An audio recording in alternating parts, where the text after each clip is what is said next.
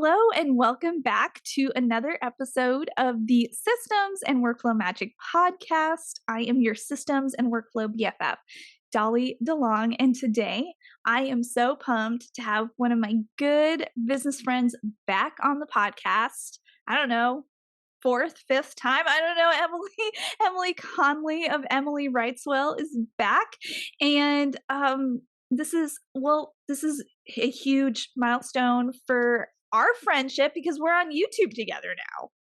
Yeah, we're just like blazing new paths. I'm so happy to be back on the podcast. I'm so excited to have you. And I know, but right before we hit record, I was reminding Emily, like, Emily is the first guest on a new series that I am doing, all centered around the power of launching. And so I guess it's just meant that we start out on a bang, like, because I wanted to really have a great series to help serve my audience really well.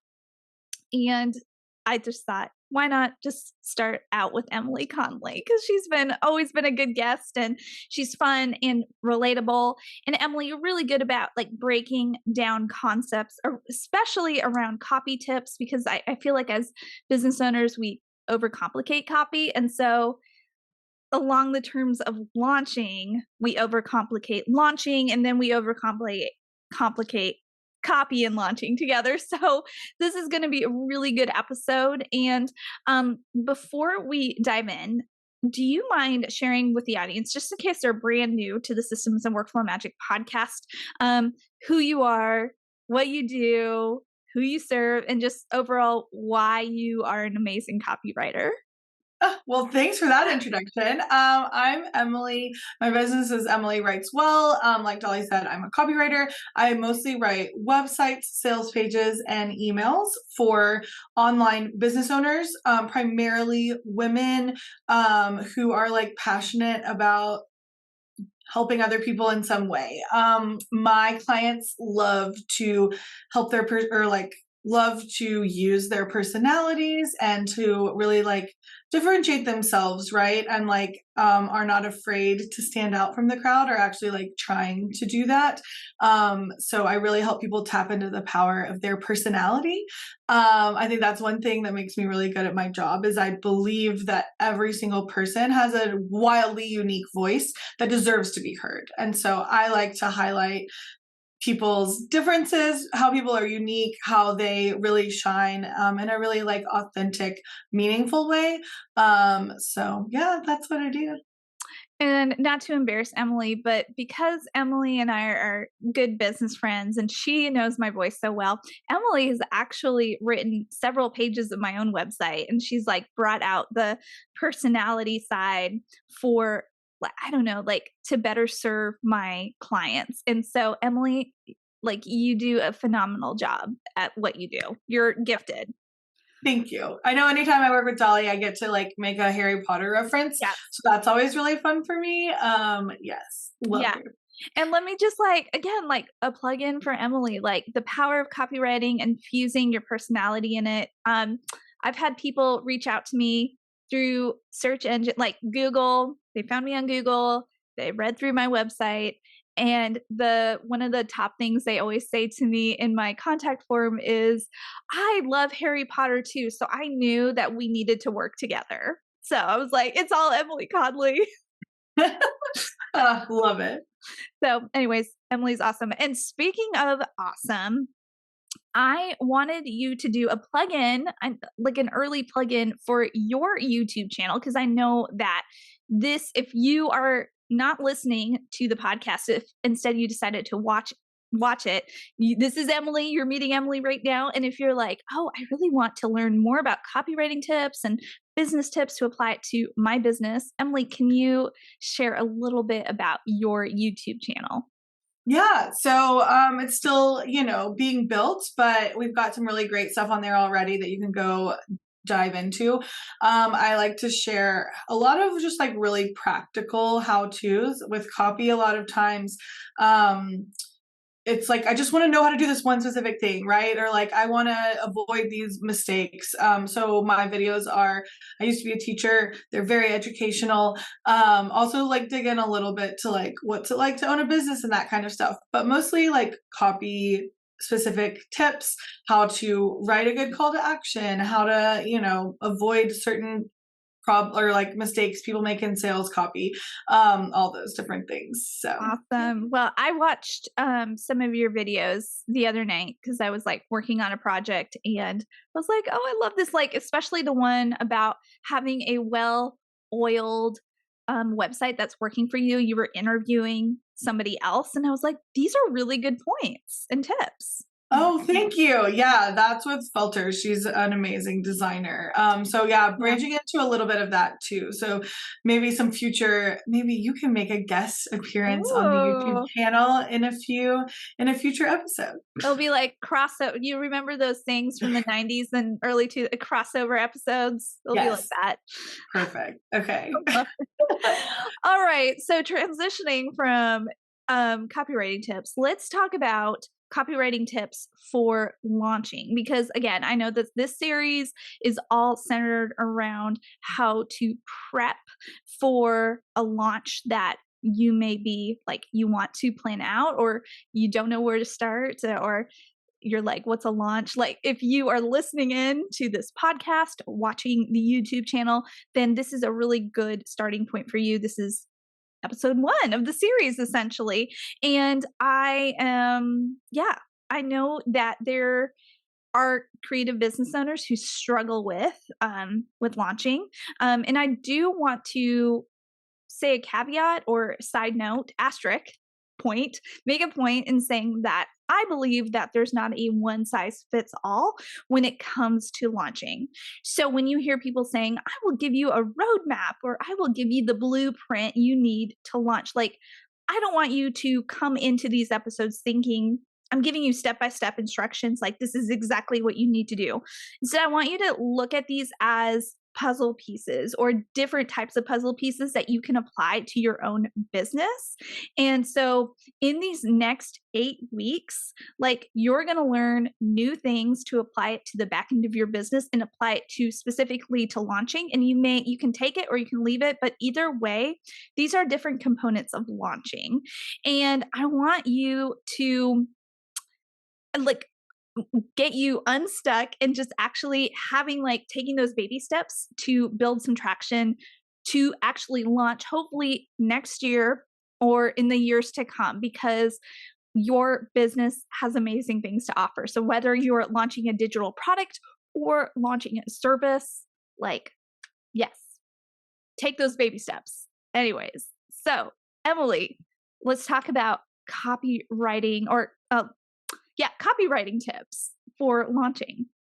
Yeah, so I love that you don't approach this in like a prescriptive way. I Yeah. feel very strongly about like there's best practices, sure, but like I don't really buy into like rules when it comes to copy. And you're like, I don't really buy into rules when it comes to launching. So I think it's a great fit. I will say with your copy, with a launch, the most important part is actually before you even step into pre-launch. So this would be the first thing you want to do is plan. So you have to plan your copy and like, listen, I am the least planner type person who ever lived. Like I don't like planning. Like I like to just show up and do things. I'm not organized. Like that's not my thing. But with copy, like 80% of the work is actually in the planning stage. So like when I work for a client, right? When I write for a client who's launching, I send them these documents. They're like, "Oh my gosh, this is all amazing!" And they see the finished product, right? What they get, what you're actually like putting on the page when you're doing this for yourself, is really only like 20%. Like most of the work is happening before you ever start. So we want to go like before you ever pre-launch, and we'll talk about what happens there copy-wise, right? You want to plan. So yeah, I think. I mean, do we want to talk about like what that planning might look like? Yeah. And for those of you who are listening in, the dynamic between me and Emily we're very opposite. Like I need a plan for the plan for the plan. Like I love planning so much. So this is like I get excited about planning. I Well, I'm will glad you do because I'm like, this is the most boring part. I've talked people into it, and then I'm glad there are people in the world. I'm yeah, married. I'm married to a planner, so we balance each other out. that's good. Yes. Yeah. I mean, when it's up to me, we just sell our house and move to Oh, Australia, let's which we did once. and if for those of you who are new to Emily, like she lived in Sydney for a while. That's why there's that little Sydney poster behind There her. is, Yeah. yeah, yes, yeah. That was not planned. That was very spur of the moment. I love it. But we're not going to do that with our launch. Okay, we're going to launch. No, We're don't do going to that. plan. Yes. Yes. So the first most important thing you have to figure out before you ever write a piece of copy for a launch is, what does your offer actually do? In copywriting, we talk a lot about like the rule of one. And this applies to a lot of things. So like you should have one audience, you should have one promise, like one transformation, one call to action. So like the more specific you can get with your copy, the more effective it's going to be. So we really want to start off with like, what is the one core promise of my offer? Now, here's what I want to say. You're probably like, my offer does like 45 different things, right? Like, I don't just help people do one thing. Like, are you crazy? Like, I help people do all these things. And that is true. So what you want to do when you're planning is to start big. Write down, and you have to write it down. You can't just, I'm the queen of like, oh, it's in my head. Like, Oh I know, gosh. I've Yeah. got it in my brain. No, No. it doesn't. No, it is not real until you write it down. Okay. That's true. So Google Doc, pen and paper, I don't care how you write it down, but you want to make a list of like every single benefit or result a person could expect to get from your product, your service, your offer, whatever it is that you're launching, and like get really concrete and specific. A lot of times I'll talk to clients and they'll be like, oh, well, it'll help you save time. Okay, Okay. well, Yeah. yeah, but like how? Yeah. So basically everything that exists out there that you can buy will either help you save time or help you make more money, or do both of those things. So those don't count. You gotta think beyond it, right? So think through the process, get really, really specific, write down every single benefit someone could expect. That's the first thing. Okay. From there, I think it's really helpful to group things together and actually kind of like narrow down your list, right? So maybe you come up with like 32 things that your offer can do.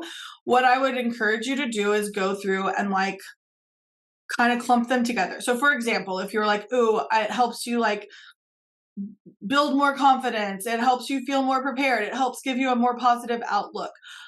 Those all are like mindset shifts, right? So you could be like, okay, I'm going to put these three things together and I'm going to say it's going to help you shift your mindset around whatever topic, your offer helps with. So for me, I'm going to help you shift your mindset around copywriting. So then that would encompass all of those things, right?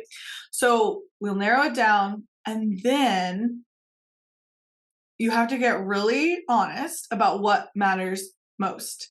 And only one thing. You can only have one core promise. So at the end of the day, yes, we do all these things. Yes, you have all your things written down. It's all amazing. But what really moves the needle in someone's business, whether this is something that like is unique to your offer, like, okay, all the people who are doing, this type of coaching help you do all these things, but my offer or my like coaching service also helps you do this other thing that's completely unique.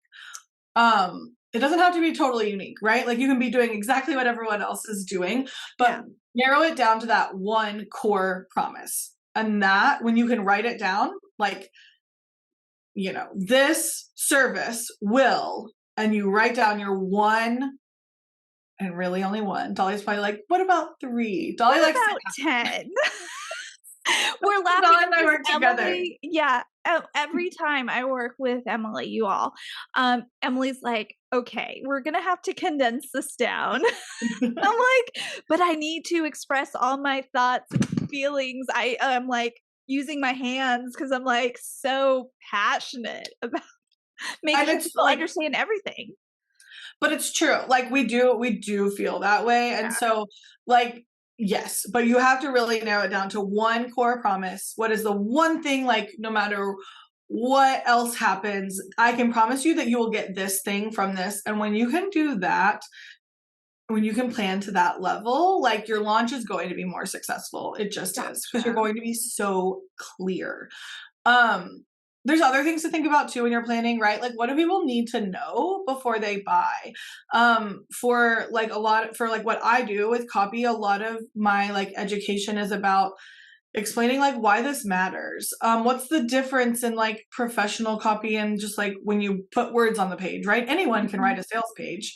It's not that hard to like put words onto a page, right? It's not photography or design or something that takes a skill like to create it.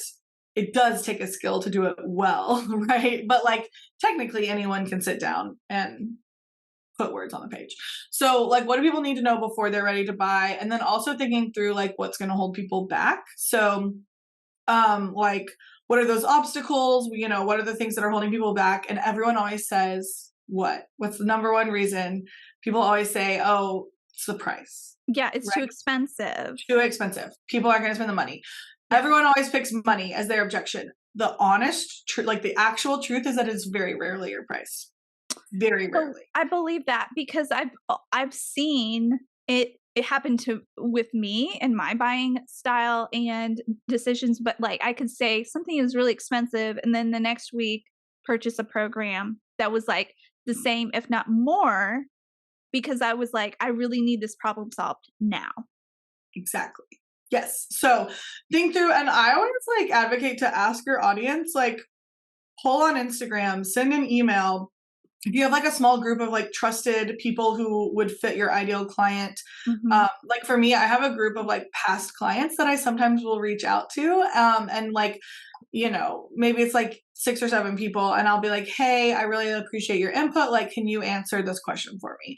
You can Yeah. do a poll on Instagram. You can get the information, but like ask people like, if you're going to invest in this thing, whatever it is you're launching, like what would hold you back? What would get in the way of you saying yes? Because often people have like you things you would never think of, right? Like, oh, Yeah. I'm not like confident enough. And you're like, wait, what? Like, I don't think I deserve this, or I don't think I'm at this point in my business. And sometimes people are right. Mhm. Sometimes, like, I hate talking about like overcoming objections because sometimes like those are just facts. And like I always like in my copy to acknowledge that of like, hey, there are plenty of reasons not to do this, and some Yeah. of those things are very valid and very true, and like you have to trust yourself. But and like I specifically call that out like Yeah. often, right? Like in emails or on sales pages, and I'll be like, but if this is what's holding you back, this is why that doesn't, right? Like, but being really honest, and that changes based on like your brand voice and how you kind of like communicate. But yeah, there are things besides money that will hold people back from buying. Yeah, I love that so much. And if I could be like, give a tangible example to the listeners and the viewers, regardless if you're watching this or listening into this episode, something that holds me back right now is time. Because I have two littles, and I know specifically where I feel like where every hour, I know where every hour is going because I've meticulously mapped it out and planned it out, tracked it out, and I literally cannot create any more time. And so when people are like, I get I get wary when people are like, I will help you create more time. I'm like, no, you can't. Like, because I know where all my time is going. I know I'm not being wasteful. I am working like specific hours around my boys' schedule. So time for me is a lot of it is the deciding factor for me. So I love that you brought up like pricing is an objection, but yes, there's like deeper reasons from just pricing. Yeah. So when you think go through all those things, right? Like what is holding people back? What do they need to know before they're ready to buy? What is the benefit or the transformation? What is the one core promise? When you have planned that, which means you have a document where like all of those answers are written down, they're not just in your head. You Yeah. actually wrote them down. Like you are ready to go into your pre-launch copy, but you're not ready until you've done those things. Okay, I love you. So I just said I love you. I meant I love it. And I love you too. I love it. Wow. Somebody's like, wow, Dolly, this is like, okay. So this would be mostly the second phase of this conversation then, because we talked about the planning and now we're talking about the pre launch copy. So phase Yes. two. Okay. Yeah. So pre-launch is when you want to think. So if you start with plan, pre-launch is really your time to prime. So in copywriting, we love alliteration. So these are all going to be P things, which is very exciting.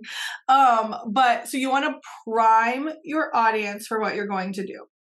So I always like to think of this as like, if you're familiar with the buyer's journey, everyone calls it like slightly different things, but basically there's awareness and then there's interest. So awareness is like knowing that you have a problem, knowing that that problem can actually be solved.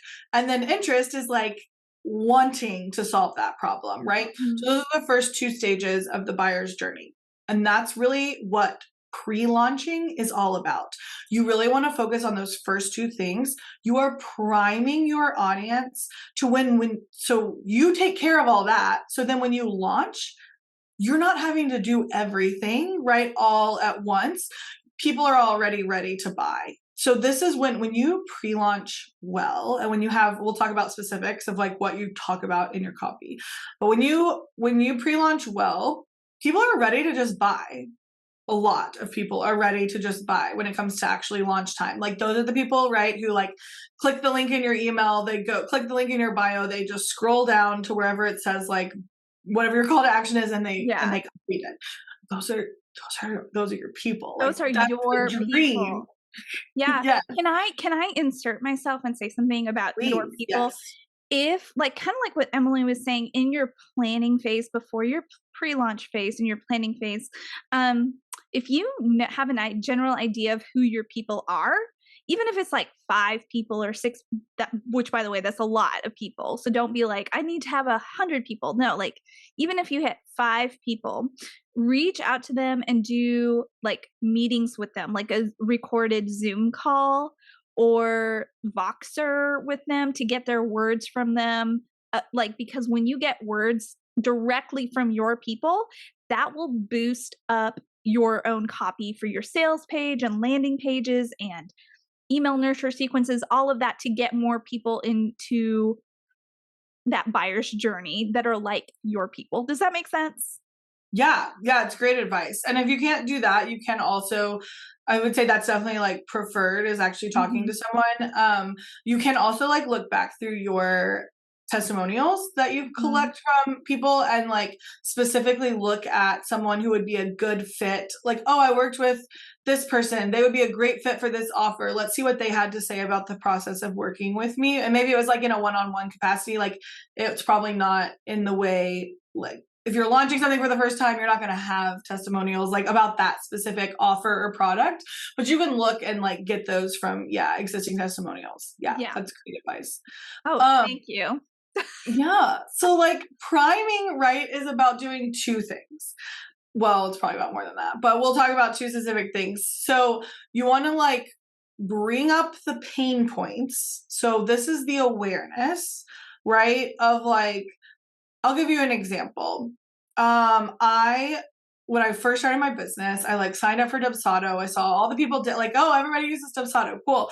And then it was horrible. Like I wanted to cry. Like I already told you I'm not a systems person. Like I do not have Dolly's brain like for systems and structure. And like I could not figure it out. And I just was like, well, I didn't know there was another like I literally did not know that there were people you could pay who would do it for you, right? So I had to like actually figure out that like this pain could be fixed before I ever was ready. Like I didn't know that was an option. I thought it was just like, well, you suffer through, right? So you want to help people feel like seen, right? So talk about the actual pain points. Now, I want to be really specific. When you are pre-launching, you don't every single time. So let's just say I'm going to pre-launch the Copy Party. It's a course where I teach people how to be copywriters or how to write better copy for their own business, right? So if I'm like in pre-launch everything I post and everything I share and all the copy I write in my emails and in my social media content and all that stuff, I don't always have to say, in the new course I have that's coming out soon, you don't have to reference the thing that you are launching. As you get closer, you probably will start to like drop in little things, but you can just talk about the pain points. Like, man, are you so tired? Like, it's so hard to stare at a blank page and like write a convincing, like, sales email. That's really Yeah. hard. Like, that's not your job. You can talk about all the like not knowing what to say, not knowing what to include, all those pain points. You just talk about them. You help people feel like, oh man, she gets what's hard for me. Like, she's in my head. And then also the second part outside of the pain points is the education part. So all of those things you need people to know before they're ready to buy.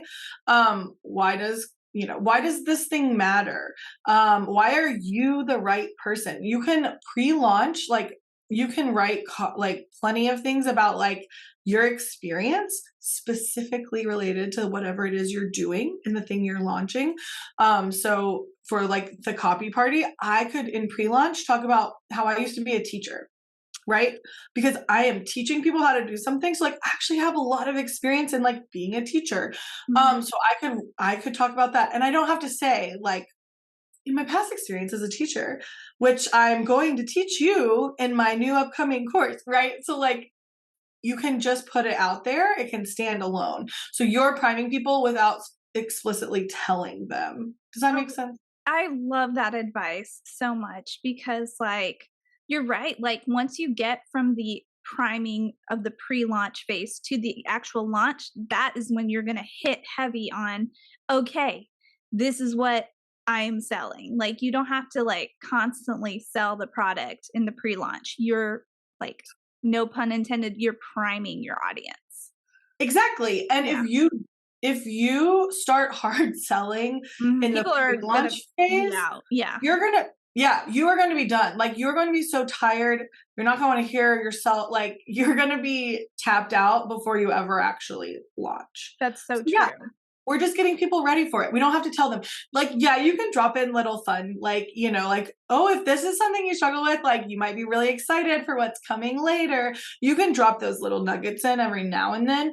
But the priming really is like a standalone thing. So it's very specifically connected. You're doing all the awareness, you're building the interest, all the things you wrote down in the planning stage, those pain points, the education, the things that they need to know, like why this is unique, all of that stuff you're like starting to talk about.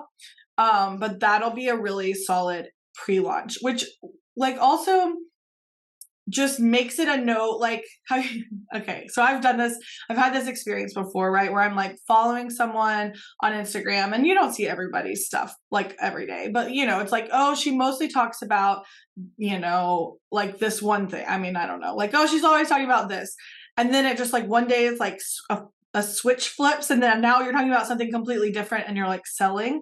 That can be really disconcerting and people can be like, wait, what is going on, right? Yeah. So it's a very natural progression when you all of a sudden are like, oh, I'm selling this thing. People are going to be like, oh, she's been dropping breadcrumbs. You'll be Taylor Swift over there, like masterminding, dropping all your Easter eggs. And then people are Yeah. going to be like, oh, this makes sense. We saw this coming, right? Like no one should be surprised when you like switch into launch mode. Like Mhm. it's a very natural progression.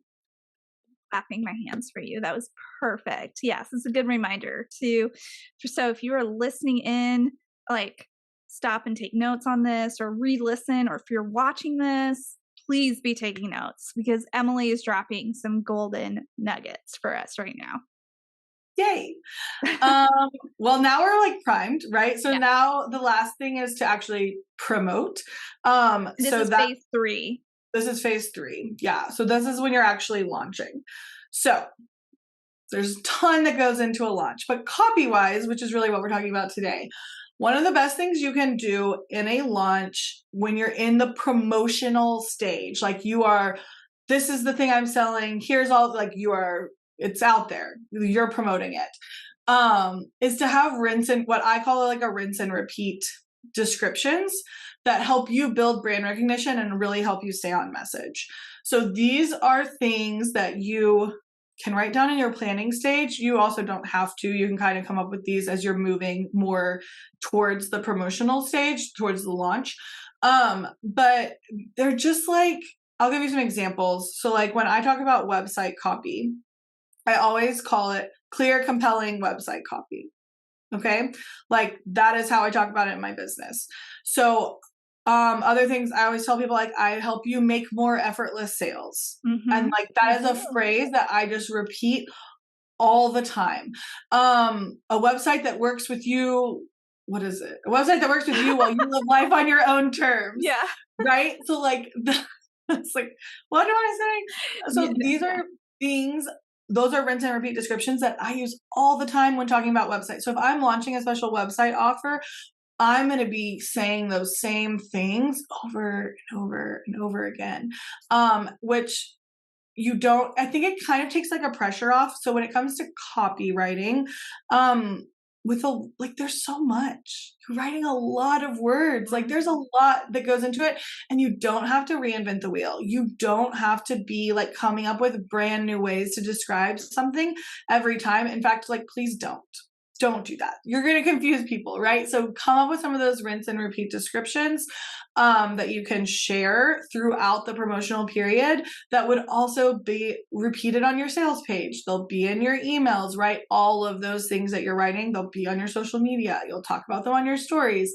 And then people are like, oh yeah, like I had someone reach out to me the other day, and I'm like through my inquiry form on my website, and she put like, it was like, what do you want help with or something? She was like, I want those effortless sales you're always talking about.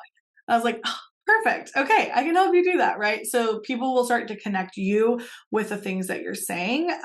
So that's, yeah. I want to remind everyone like this takes time. So if you're brand new to launching or if you're brand new to business, like if you're brand new to this process of actually planning a launch, like you really have to give yourself grace and give yourself lots of time to constantly be refining your message and being known for something very specific. Because let me tell you, even though I've been educating on all things systems and workflows for the past 3 years, guess what? I'm finally getting people who are coming to me and they're saying, oh, when I think of you, I think of systems and workflows. And this has been 3 years in the making. They didn't start saying that from the get go. Like it's been 3 years where I'm consistently getting people coming to me and they're like, oh, you love systems and workflows. So when I think of Dolly, I think of systems and workflows.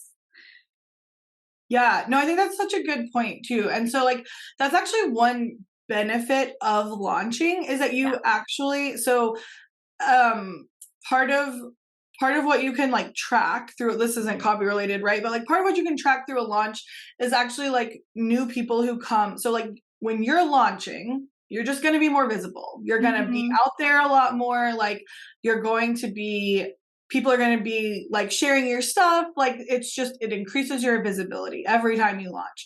And one of the benefits from that is that like you will attract people who like don't join, they don't buy, they may not say anything to you. Most Yeah. of the times they won't. You might not even know that they're there. And then, like Dolly was saying, like 3 years later, Yes.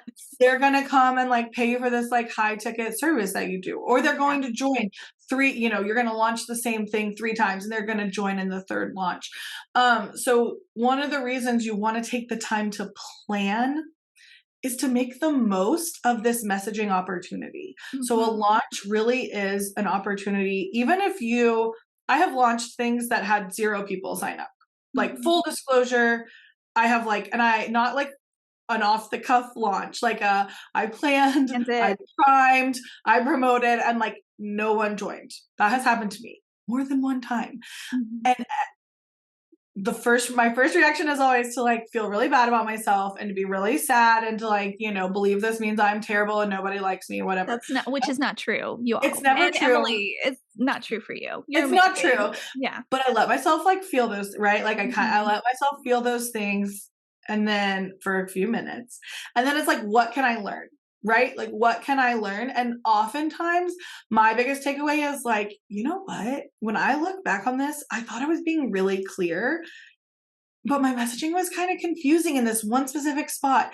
And I will find something that like next time I can like change, right? Or like, oh, I didn't have anyone buy, but like I have 14 more people who are subscribed to my email list. That's Like true. Yeah. that's a win, right? And so I think like as cheesy as it is, a launch really you can't fail. Like you really can't fail if you choose to learn something from it. Yeah, and, like, the only time you fail, kinda, like, going along that, like, is if you just give in and give up, throw in the towel, and you're like, "Well, this must mean XYZ about me," like, Yeah.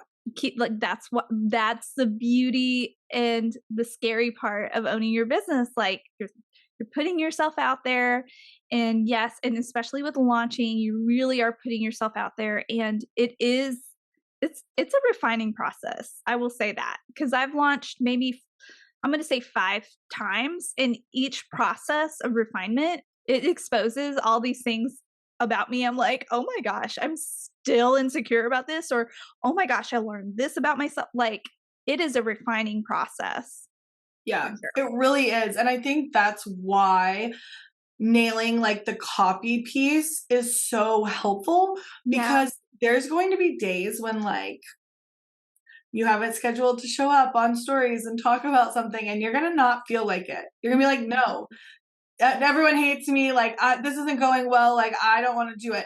And if you have written down, if you have your rinse and repeat descriptions, if you know you can at least get on and be like, hey, this thing, here's what I can promise you it does. And you have actually like written that out and done the work on your messaging, then it makes it a lot easier to show up when you don't want to. Because I yeah, can guarantee you, I don't think I've ever had a launch. Even my most successful, like I had a beta launch one time that sold out like in the first like 35 minutes.